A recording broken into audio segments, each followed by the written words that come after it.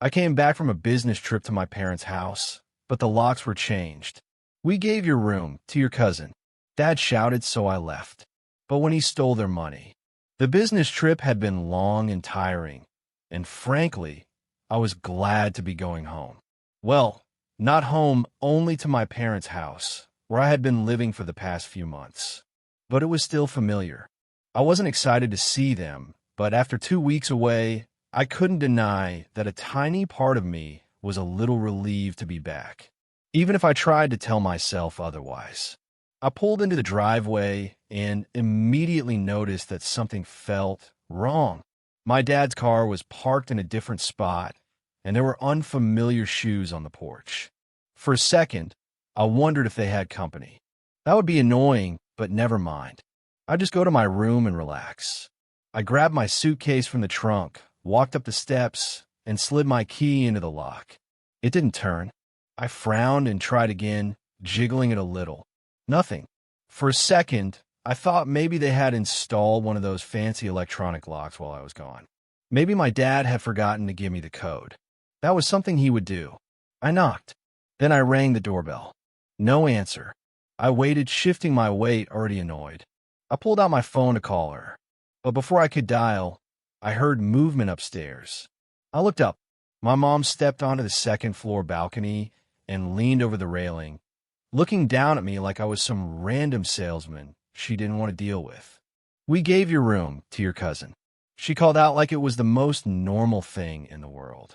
I squinted at her, trying to process the words. "What? He needed a place to stay," she said. "And he's paying $1,500 a month in rent. Sorry, we didn't tell you. We just didn't have time for you." I stood there staring at her, my mind struggling to put the pieces together. They gave away my room. They changed the locks. They didn't even tell me. I let out a short laugh, half in disbelief. "Are you serious?" "Brian, don't make a big deal out of this," she said, as if I was the one being ridiculous. "We needed the money, and he really needed a place to stay. It worked out for everyone." "Everyone? You think it worked out for me?" "Look, you'll get your stuff later," she said, waving her hand dismissively. "He's not alone. He's with his girlfriend." Another time, I felt something cold settle in my chest. This wasn't a misunderstanding. This wasn't a mistake. They had actually kicked me out. I took a step back and looked at the house I had grown up in, the place they had practically begged me to move back to after I sold my apartment. "Remember your childhood?" they had said. Yes, I remembered. I stared at my mother for another second, waiting for her to say something else. Anything that would make this less crazy. Nothing. I laughed again. Not because it was funny, but because it was so stupid that I didn't know how else to react. "All right," I muttered under my breath. "All right." I turned and walked back to my car. I could have gone to a friend's house, but I didn't want to explain why I suddenly had nowhere to go. So I drove to the nearest hotel, checked in, and sat on the bed staring at the ceiling. Somehow I still felt surprised. And that was the stupidest thing of all. I spent the rest of the night in the hotel, alternating between being angry and just numb. It wasn't even the fact that they threw me out. It was the way they did it, like I was some stranger who had overstayed his welcome. Like I was just an inconvenience they forgot to mention before replacing me with my cousin. I wasn't close to him. I never had been. We grew up together, but I never liked him. He was the kind of guy who always found an angle, always looking for the easiest way to get ahead, even if it meant screwing people over. The fact that he, of all people, was now in my old room, paying my parents for it like they were some kind of landlords, made my skin crawl. I stared at the ceiling for a long time before I pulled out my phone and dialed his number. He answered after a few rings. "Yeah?" I let the silence linger for a second. "What's going on?" "Not my problem," he said, sounding completely unconcerned. "I made a deal with them. It's their house." I exhaled sharply and gripped the phone tighter. "They knew I lived there." "Yes, so?" "They told me you weren't coming back." My jaw clenched. "I was on a business trip. I live here. I work here. Did you really think I was gone forever?" He didn't answer right away.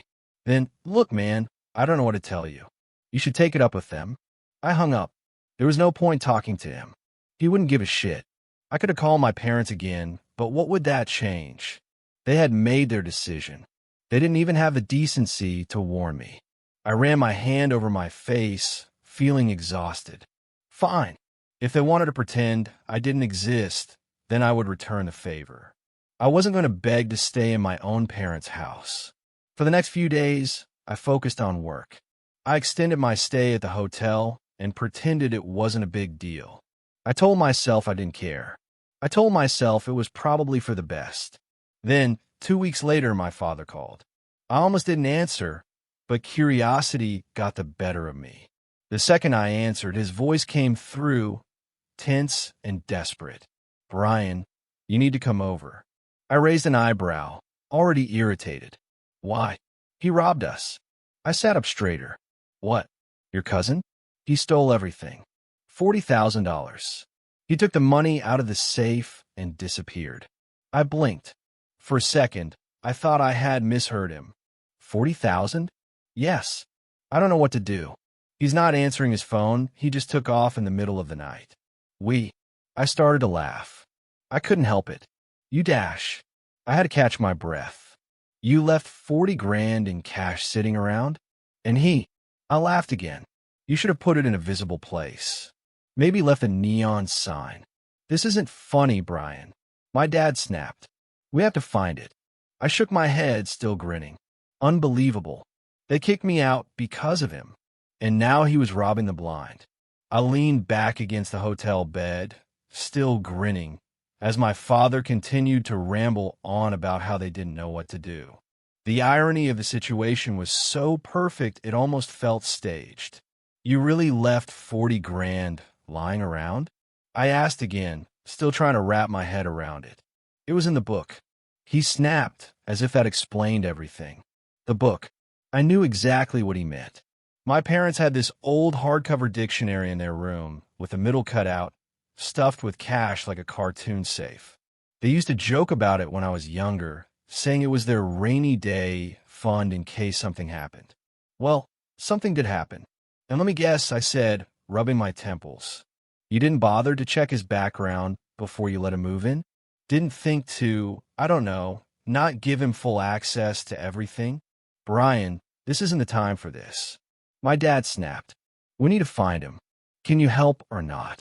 I sighed and shook my head. Why are you calling me? Call the police. We did, he said. They told us to wait. Of course they did. The cops weren't going to launch a citywide manhunt over a family dispute. As far as they were concerned, this was just another case of bad choices, bad consequences. So what do you want from me?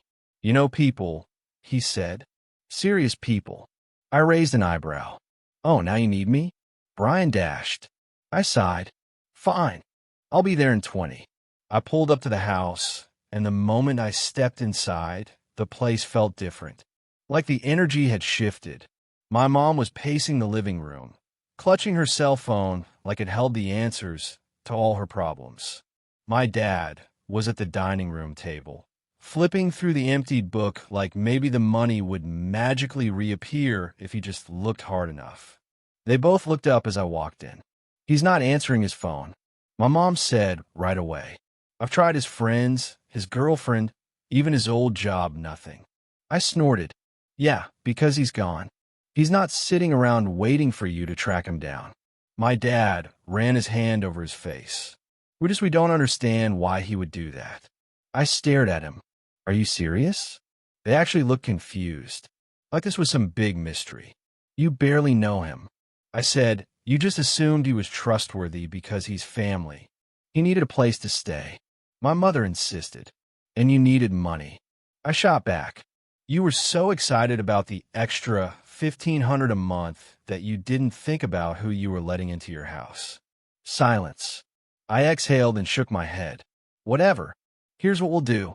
I pulled out my phone and called someone who actually knew how to find people.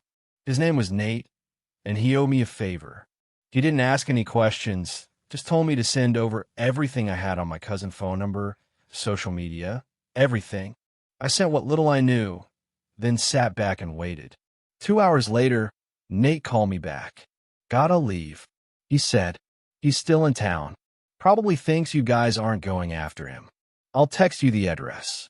I grinned. Appreciate it. I hung up and looked at my parents. Get in the car. We're going to find him.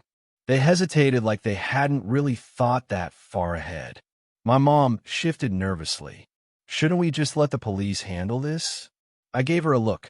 You think he's going to wait for them? If you wanted money back, we have to go now. My dad nodded and grabbed his keys. Let's go. I smiled to myself. This was going to be interesting. The drive to the address Nate had sent was dead silent. My dad gripped the steering wheel so tightly that his knuckles were white, and my mom just kept looking out the window like she wanted to disappear. I, on the other hand, was calm, maybe even a little amused. They had kicked me out like I was nothing, replaced me with him, and now here we were, hunting him down like some low-rent bounty hunter. Poetic. We pulled up to a rundown apartment complex on the edge of town. The kind of place where porch lights flickered and the parking lot was full of dented sedans. It made sense.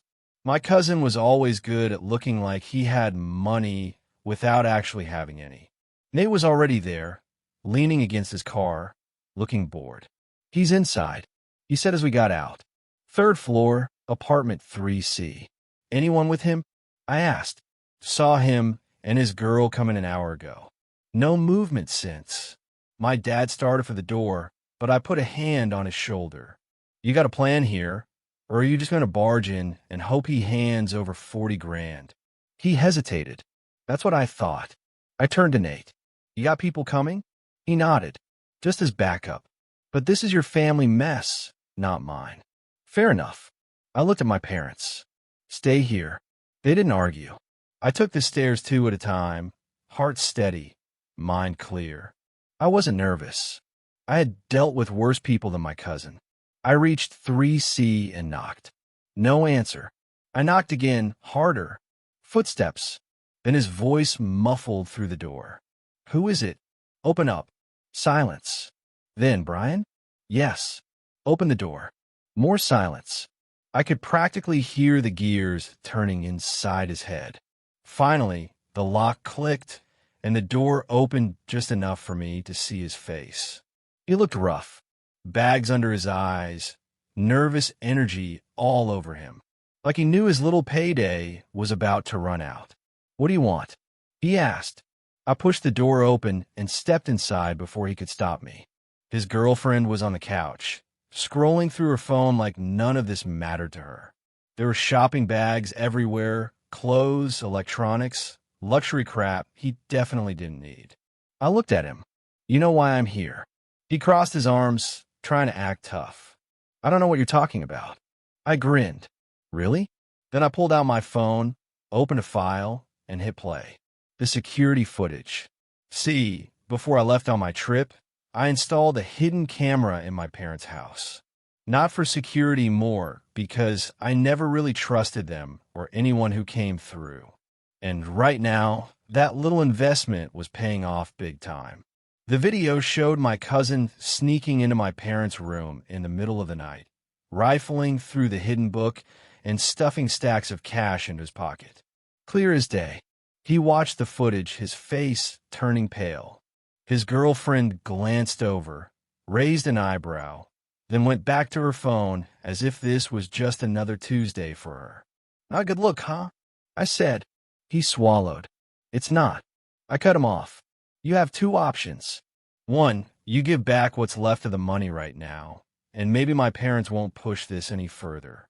He shifted, looking around the apartment as if the walls would give him an answer. And 2, I smiled.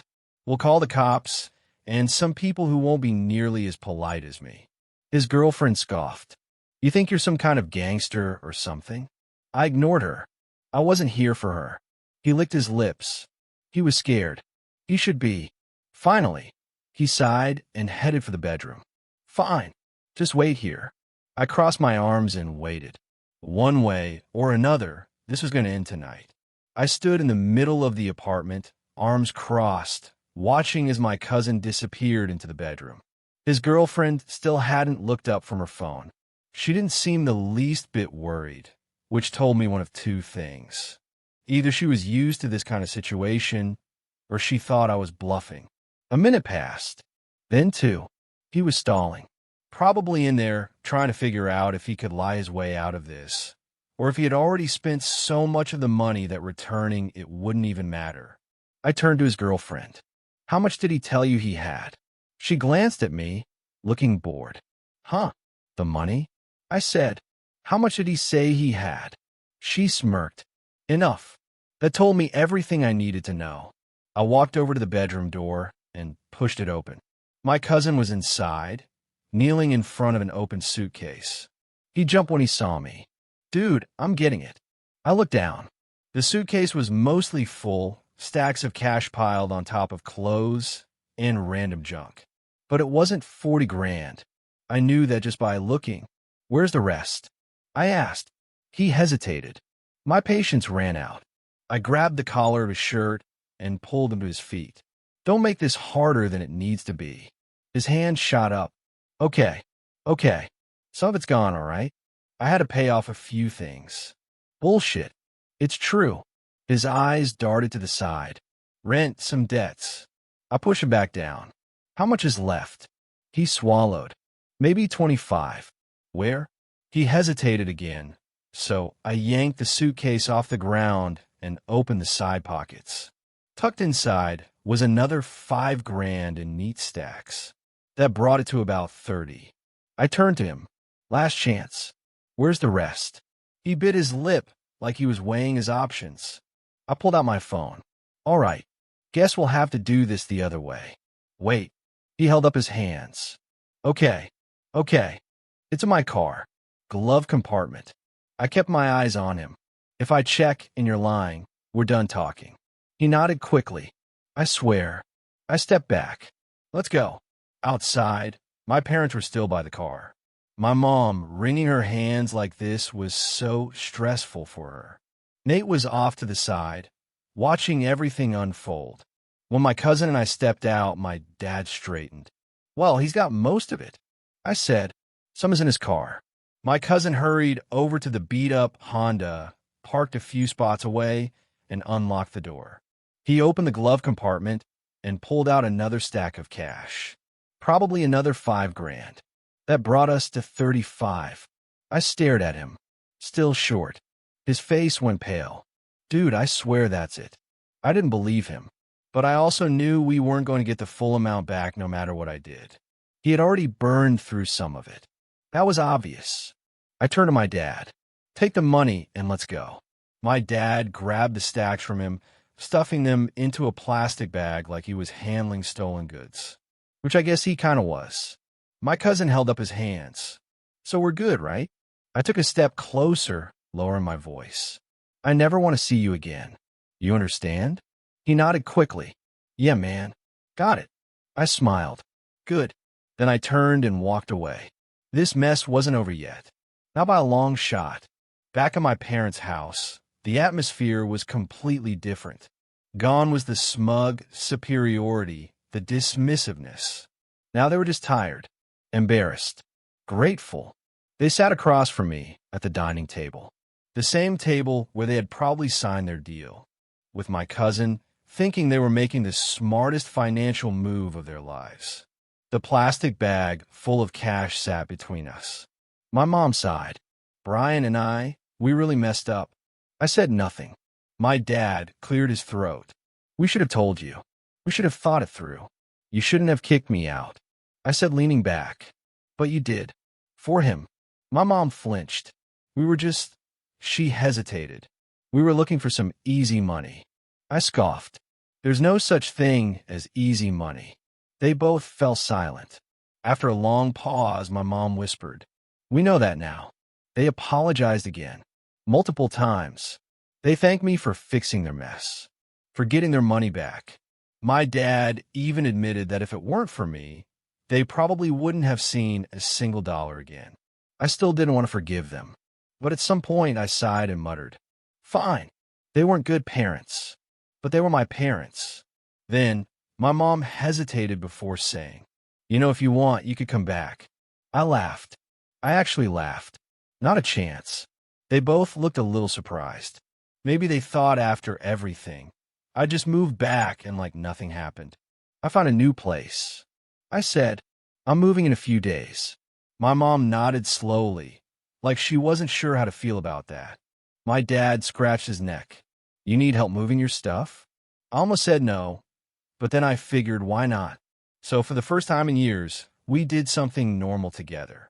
They helped me pack. We carried boxes, loaded them into my car. It was weirdly peaceful. By the time we were done, things almost felt okay between us. Not perfect, not even good, but okay. That was enough.